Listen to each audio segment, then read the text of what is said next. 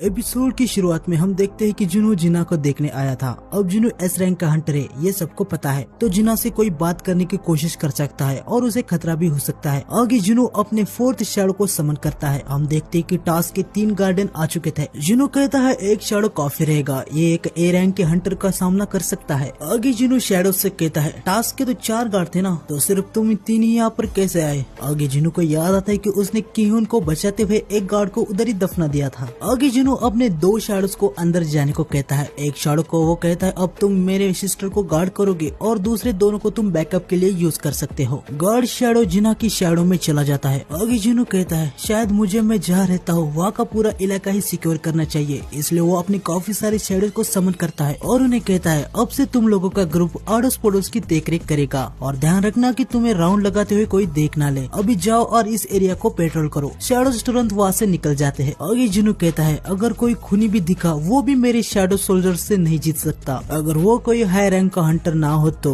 मुझे लगता है ये मेरा सोसाइटी के लिए छोटा सा योगदान है। आगे हम जुनू और यू जुनू को देखते हैं जो कि गाड़ी से डाइसिंग टावर की तरफ जा रहे थे, वही टावर जिसे जुनू डीमन कासल के अंदर जा सकता है। जुनू यू जुनू से पूछता है कि कल रात तुम सो पाए या नहीं। यू जुनू कहता है हाँ, आजकल के मोटल्स काफी अच्छे हैं, उनके अंदर काफी सुविधाएं भी है। जुनू कहता है कि अच्छी बात है, जब तक मैं गिल्ड के लिए कोई ऑफिस की जगह नहीं ढूंढ लेता ना तुम तब तक वही रहना। जुनू मन में कहता है मुझे नहीं लगा था कि वो गिल्ड मास्टर की पोजीशन के लिए मना कर देगा, लेकिन उसने ये मेरे लिए किया है तो मुझे उसके बारे में कुछ बुरा नहीं कहना चाहिए। यूजिनो जुनू से पूछता है सर आप इतनी सुबह डाइसिंग टावर की तरफ क्यों जा रहे हैं, क्या आपका कोई काम है वहाँ पे। हालांकि जुनू उसे कुछ भी जवाब नहीं देता। आगे वो टावर के पास पहुँच जाते हैं। जुनू गाड़ी से उतर जाता है और यूजिनो से कहता है कि मैं जल्दी वापस आऊंगा। जुनू डंजन के अंदर आ जाता है और वो देखता है कि सामने पूरी जगह आग से भरी हुई है। जुनू कहता है इसलिए मैं पहले से ही तैयारी करके आया हूँ। हम देखते हैं कि जुनू ने अपने बॉडी पे कुछ नए आइटम्स लगाए हैं जिससे वो आग से बच जाएगा। जुनू ने विंड रोब और एक रिंग पहनी है जिसका कोई नाम नहीं है, उसके अंदर वाटर का मैजिक है। थोड़ा ही आगे चलने के बाद जुनू को एक क्वेस्ट मिलता है। इस बार उसे डीमन किंग बारान जो कि इस डंजन के टॉप फ्लोर पे है उसको हरा के उसकी सोल को कलेक्ट करना है, जिससे उसे 3 रिवॉर्ड मिलेंगे, जिनमें से एक है टॉप टियर र्यून स्टोन, दूसरा वो अपने किसी भी एक स्टैट को 30 से बढ़ा सकता है और तीसरा अभी नहीं बताया गया, वो क्वेस्ट कंप्लीट करने के बाद मिल जाएगा। जुनू कहता है ये रिवॉर्ड्स तो लास्ट के रिवॉर्ड से काफी बेहतर है। आगे हमें टॉप टियर स्टोन के बारे में बताया जाता है। इस स्टोन को तोड़ने से जुनू को कोई भी एक जॉब स्पेसिफिक स्किल मिलेगी। अभी जुनू के पास 3 स्किल है, एक शैडो एक्सट्रैक्शन, दूसरा शैडो प्रिजर्वेशन और तीसरा शैडो मोनार्क का डोमेन। जुनू मन में कहता है मेरे पास 3 जॉब स्पेसिफिक स्किल तो है और सभी काफी काम की है, अगले स्किल के लिए मैं एक्साइटेड हूँ। आगे सिस्टम 1 से 76 तक के फ्लोर को ओपन कर देता है। वो जुनू से पूछता है कि तुम्हें किसके अंदर जाना है। जुनू कहता है कि मुझे 76 फ्लोर पे जाना है और वो 76 फ्लोर पे आ जाता है। यहाँ पे काफी सारे बड़े डीमंस थे और पूरी जगह तबाही से भरी हुई थी। यहाँ पर आते ही जुनू टच को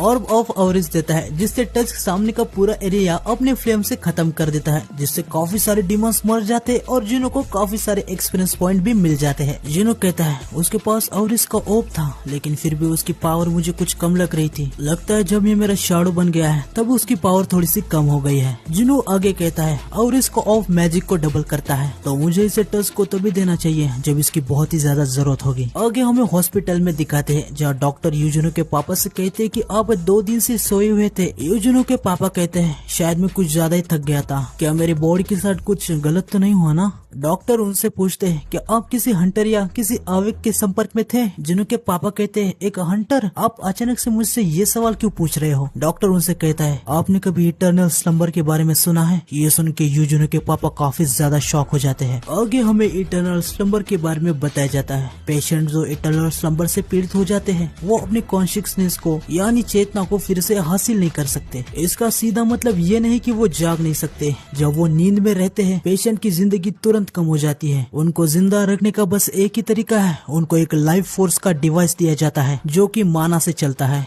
ये इटर्नल स्लंबर तब से होने लगा जब अचानक से गेट दिखने लगे। इस बीमारी ने कईयों की जान ली जो लाइफ सपोर्ट डिवाइस को अफोर्ड नहीं कर सकते थे। आगे डॉक्टर यूजुनो के पापा से कहते हैं जो पेशेंट इटर्नल स्लंबर से पीड़ित है वो पहले काफी कमजोरी महसूस करते हैं और बाद में वो नींद से उठ नहीं पाते। यूजुनो के पापा पूछते हैं तो इसका हंटर से क्या लेना देना है। डॉक्टर बताते हैं ऐसा कहा जाता है कि माना का इटरनल स्लम्बर से काफी गहरा संबंध है। कुछ लोग नेचुरली माना को सहन नहीं कर पाते और इटरनल स्लम्बर के लक्षण उन लोगों में दिख जाते हैं जो काफी समय से माना वाले पीपल के साथ रहते हैं। आपको एसेंस स्टोन, माना क्रिस्टल और उन लोगों से सावधान रहना चाहिए जिनके अंदर माना पाया जाता है। अचानक से ये आपके साथ हुआ है, इसका कुछ तो कारण हो सकता है। मिस्टर यू, क्या आपके घर में कोई हंटर है? डॉक्टर की यह सब बातें सुन के जुनू के पापा को काफी ज्यादा दुख होता है। वो कहते हैं कि इतने सारे लोगों में से वो ही नेचुरल शिकार बन गए, लेकिन आगे वो कहते हैं मैं बिल्कुल भी हार नहीं मानूंगा। आगे हमें जापान के एक आइसलैंड को दिखाते हैं जहाँ एक जिंदा एंट पहुंच जाती है। आगे हमें उसी आइसलैंड पे 2 हंटर्स को दिखाया जाता है जिनमें से एक कहता है यहाँ पे कोई बीस्ट नहीं है, इसलिए यहाँ पे कितनी शांति है ना। वो यहाँ पे काफी सारी बातें करते हैं। आगे हमें पता चलता है कि इनमें से एक डी रैंक का और एक ई रैंक का हंटर है। एक हंटर कहता है अगर हम किसी गेट को ढूंढने में काफी ज्यादा देर लगाएंगे तो शायद डंजन ब्रेक भी हो सकता है और उसके वजह से ये पूरा टाउन भी खत्म हो सकता है, तो हमें माना मीटर से जितना जल्दी हो सके उतना गेट को ढूंढना होगा और इस आइसलैंड के बाहर के हंटर से हमें हेल्प के लिए कांटेक्ट करना होगा। उनको यहाँ आने में 3 दिन लग जाएंगे, इसलिए हमें कुछ भी हो जाए गेट को 3 दिन पहले दिखने से ही लोकेट करना होगा। अभी एक हंटर को एंट दिख जाती है। वो तुरंत दूसरे हंटर से कहता है मिस्टर नोबावा वहाँ पे देखिए वो क्या है। उसे देख के वो लोग कह रहे होते कि क्या वो कोई पर्सन है। आगे हमें जुनू को दिखाते हैं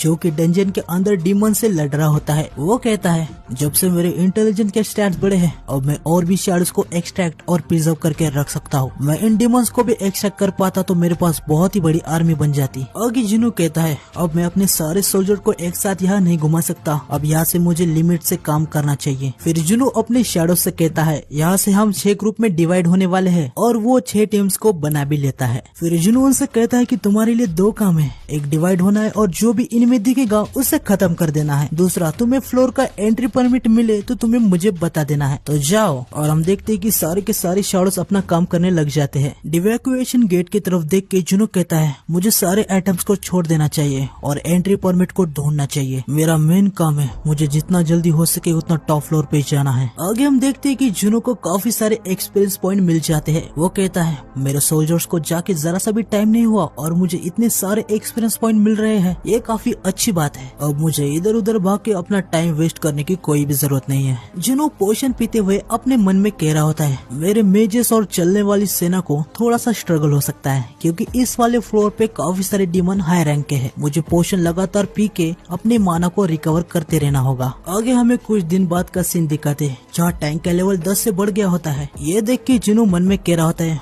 मेरा भी तो लेवल अप हुआ है लेकिन मेरे शैडोज के लिए ये फर्क काफी बड़ा लगता है। आगे जुनू 18th फ्लोर तक आ चुका था। वो कहता है मैं 18th फ्लोर तक आ चुका हूँ लेकिन अभी तक मुझे एंट्री परमिट नहीं दिखा, शायद यहाँ पे कोई और भी स्ट्रॉन्ग डीमन हो जिसके पास वो मिले। तभी अचानक से जुनू का माना कम होने लगता है। उसे पता चल जाता है कि उसके शैडोज को कोई डिस्ट्रॉय कर रहा है। जुनू के शैडोज लगातार डिस्ट्रॉय हो रहे थे और जल्दी से वो रीजनरेट भी नहीं हो रहे थे। जुनू को पता चल जाता है कि ये आयरन की टीम के साथ हो रहा है। उसे यकीन नहीं होता कि आयरन से भी ज्यादा पावरफुल डीमन यहाँ पे है। अभी उसके पास कोई रास्ता नहीं था। वो अपने शैडोज को वापस बुला लेता है। हमें अगले दिन दिखाते हैं। जुनू कहता है मैंने अपनी सेना को वापस बुला लिया क्योंकि उन पे लगातार अटैक हो रहा था। टीम बी और इग्रिस की टीम भी काफी बार हार रही थी। इस फ्लोर पे डीमंस काफी ज्यादा स्ट्रॉन्ग है लेकिन कुछ तो गड़बड़ है। टस की टीम इग्रिस की टीम के आगे थी। वो जो भी है उन्होंने टस की टीम को छोड़ दिया और सीधे हाई और की तरफ निकल गए जो कि टीम ए है। क्या ये डीमंस ने इसीलिए किया क्योंकि वो टस को नहीं हरा सकते? शायद वो उन्हीं को निशाना बना रहे हैं जिन्हें वो हरा सकते हैं। वो इतने होशियार है कि अपने अपोनेंट की स्ट्रेंथ को समझ सकते हैं। उन्होंने जानबूझकर हाई ऑर्क जो टीम बी में है उन पे अटैक किया क्योंकि उनका नेक्स्ट टारगेट टैंक है। जुनू गायब होके टैंक के पास आ जाता है। वो देखता है कि एक डीमन नोबेल और उसके 3 नाइट्स वहाँ पर आ जाते हैं। वो टैंक को काफी तेजी से डैमेज दे रहे थे।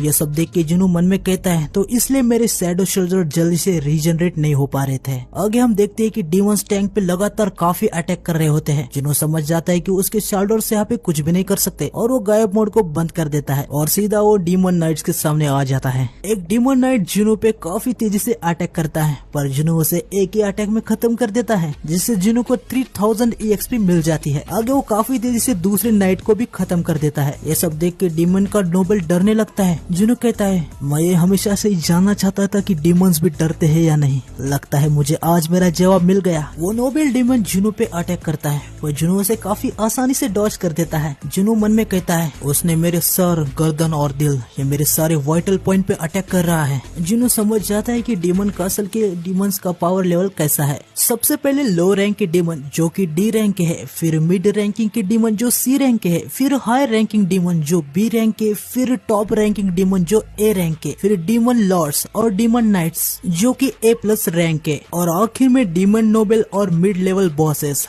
एस रैंक के है। जुनू नोबेल पे अपने ड्रैगर से बहुत ही स्पीड से अटैक कर देता है, जिससे नोबेल की स्वॉर्ड टूट जाती है। आगे जुनू उसके मुंह को पकड़ के अपने ड्रैगर से उसे स्टैब करने वाला था। उतने में वो नोबेल सरेंडर करता है। जुनू मन में कहता है ये अजीब है, आजकल मैं ऐसे ही बीच से मिल रहा हूँ जो ह्यूमन की भाषा बोल सकते हैं। आगे हम देखते हैं कि ये तो एक डीमन लड़की होती है। वो कहती है मुझे माफ कर देना, यहाँ पे जो कुछ भी हुआ उसके जिम्मेदार हम हैं, प्लीज सिर्फ मेरी जान बख्श दो। जुनू उसे कहता है तुमने मेरे सोल्जर्स पे अटैक किया और अब तुमको माफ करने को कह रहे हो। वो लड़की कहती है हाँ मैं जानती हूँ, हमने काफी ज्यादा खतरनाक सीन बना दिया है, हालांकि ये गार्डियन होने के नाते हमारा काम है, हम ऐसे ही खड़े होकर तमाशा नहीं देख सकते थे। मैं ये कहना चाहती हूँ कि किसी पर्सन ने सारे डीमंस को खत्म कर दिया है, तो मुझे माफ कर दो, मैं बस अपना काम ही कर रही थी। जुनू उसे कहता है मैंने बाकी सबको तो मार दिया, तो ये क्या ठीक है कि तुम ऐसे अपने लाइफ की मुझसे भीख मांगो। डीमन लड़की जुनू को बताती है एक नाइट की ड्यूटी है कि वो अपने मास्टर की रक्षा करे, वो नाइट खुश हो जाएंगे जब तक मैं जिंदा हूँ। जुनू मन में कहता है ये कितनी खुदगर्ज डीमन है, वो काफी ह्यूमन जैसी दिखती है, तो मुझे उसे स्टैब करने में अच्छा फील नहीं होगा। लेकिन तभी डीमन जुनू पे पीछे से अटैक करने के बारे में सोच रही थी और वो जुनू पे अटैक कर भी देती है, पर टस्क हिमो प्रोटेक्शन का यूज करता है, जिससे जुनू को कुछ भी नहीं होता। जुनू रेज वाली आंखों से डीमन की तरफ देखता है और उसे कहता है तुम ये क्या कर रही थी। इस बार तो डीमन सीधा जमीन पे सर लगा देती है। वो जुनू से कहती कि मेरी जान मत लो, मैं तुम्हें जो चाहिए वो दे दूंगी। जुनू मन में कहता है इसे कुछ शर्म भी है या फिर ये कुछ ज्यादा ही आशा रखने वाली है। टस्क लेविटेशन स्किल का यूज करके डीमन को हवा में उठा लेता है। जुनू से पूछता है कि क्या तुम मुझे एंट्री परमिट दे सकती हो। डीमन बताती है कि हाँ, मेरे क्लान ने उसे कहीं दूर रखा है, अगर तुम मुझे उनके पास ले जाओगे तो मैं तुम्हें परमिट दे सकती हूँ। जुनू मन में सवाल करने लगता है डीमन परमिट को क्यों गार्ड कर रहे हैं। आगे वो कहता है इसलिए मुझे अभी तक वो नहीं मिला, मुझे नहीं पता था कि वो कहीं और सेपरेट लोकेशन पे है। डीमन लड़की कहने लगती है मुझे तो ये भी पता है कि ऊपर वाले फ्लोर के परमिट भी कहाँ पर है, अगर तुम मेरे सेफ्टी की गारंटी लेते हो तो मैं और मेरा क्लान तुम्हें गाइड करेंगे। जुनू मन में सवाल करने लगता है ये तो काफी अच्छी ऑफर है, लेकिन मैं इस पे विश्वास कर सकता हूँ क्या। जुनू उसके काफी क्लोज जाता है और उस पे ब्लड लस्ट स्किल का यूज करता है। वो उस डीमन की आंखों में देख के कहता है क्या मैं तुम पे विश्वास कर सकता हूँ। इसे देख के डीमन काफी ज्यादा डर जाती है। वो डर के कहने लगती है कि मैं कसम खाती हूँ मैं तुमसे झूठ नहीं बोल रही। जुनू कहता है कि अच्छी बात है, जब तक तुम मुझे उस परमिट तक नहीं ले जाती मैं इस जगह को शांति से छोड़ दूंगा। वो डीमन उसे थैंक्स कहती है। जुनू उसे पूछता है लेकिन ये सब कहने से पहले मुझे तुम एक बात बताओ, आखिर तुम लोग हो कौन। आगे हमें जापान के उसी आइसलैंड को दिखाते हैं जहाँ उस एट ने हर जगह पे तबाही करके रखी है और उसने उधर के सारे ह्यूमंस को भी मार दिया है। हमें फिर से जुनू की तरफ का सीन दिखाते हैं जहाँ डीमन कहती है कि मेरा नाम है एलिस और मैं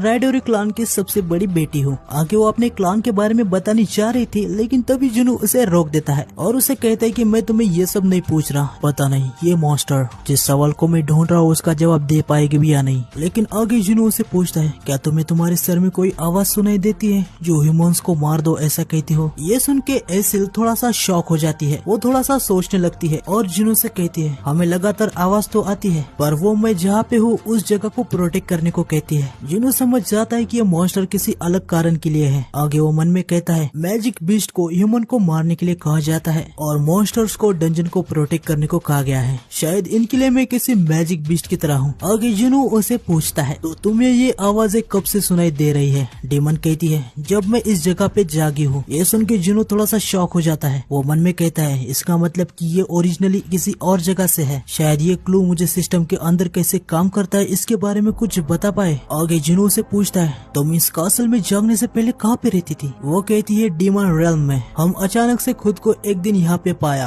आगे जुनू से पूछता है तुम डीमन रेल्म में क्या करती थी, लेकिन वो कुछ बता पाए। सिस्टम उसके आवाज को ग्लिच करने लगता है, लेकिन डीमन फिर भी बताती है कि हम वॉर की तैयारी कर रहे थे। तो आज के एपिसोड में बस इतना ही, मिलते हैं नेक्स्ट एपिसोड।